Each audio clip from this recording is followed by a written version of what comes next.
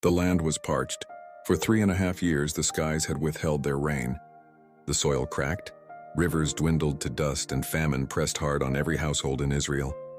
The people whispered of judgment, but their hearts were torn, wavering between Baal, the god they thought could bring rain, and the God of Abraham, Isaac, and Jacob, whom they had forsaken.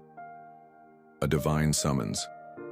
In this drought-stricken silence, the word of the Lord came to Elijah. "Go and present yourself to Ahab, and I will send rain on the land."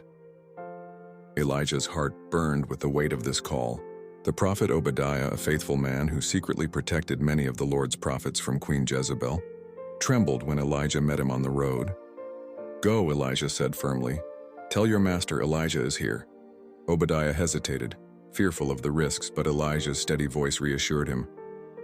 "As the Lord Almighty lives, I will surely present myself to Ahab today." The confrontation. Before long, Elijah stood before King Ahab. The king's eyes blazed with accusation. "Is that you, troubler of Israel?" But Elijah did not flinch. "I have not troubled Israel," he declared, "but you and your family have by turning from the Lord and following Baal. Now summon the people to Mount Carmel, along with the prophets of Baal and Asherah." The Mount Carmel challenge. The mountain rose like a stage against the sky. The people gathered, curious and restless. On one side stood hundreds of prophets of Baal, dressed in grand robes, their voices loud with confidence. On the other, Elijah alone, wrapped in his prophet's mantle. Elijah lifted his voice. "How long will you waver between two opinions? If the Lord is God, follow him, but if Baal is God, follow him." The crowd fell silent. So Elijah proposed a test. 2 altars, 2 bulls. "You call on the name of your God, and I will call on the name of the Lord. The God who answers by fire, he is God." The people agreed. The futility of Baal.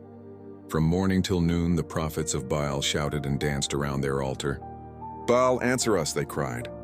But there was no voice, no sound, no spark.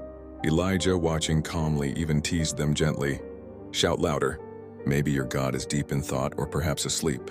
Their cries grew desperate, their movements frantic, but the altar remained cold and silent. The prayer of faith. Then Elijah called the people close. With reverence, he rebuilt the altar of the Lord using 12 stones, 1 for each tribe of Israel.